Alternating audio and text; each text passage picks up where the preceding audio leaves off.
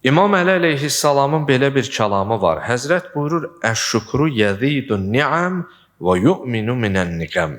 Şükür nemətləri artırar, nankorluq isə insanları bəladan qorumaz. Yəni insan şükür etməsi ilə neməti artar, amma naşükürlük və nankorluq etməsi ilə bəla ona gələr. Bəzən bu başımıza gələn bəlalar elə naşükürlüyümüzün nəticəsindədir, nankorluğumuzun nəticəsindədir. Allah Teala Adiyyat surəsində, Qaçan Atlar surəsində buyurur: "İnnel insane li rabbihi lekanud və innehu ala zalika leşehid."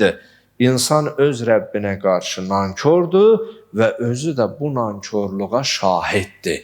Yəni özü görür ki, mən haqqını əda eləmirəm.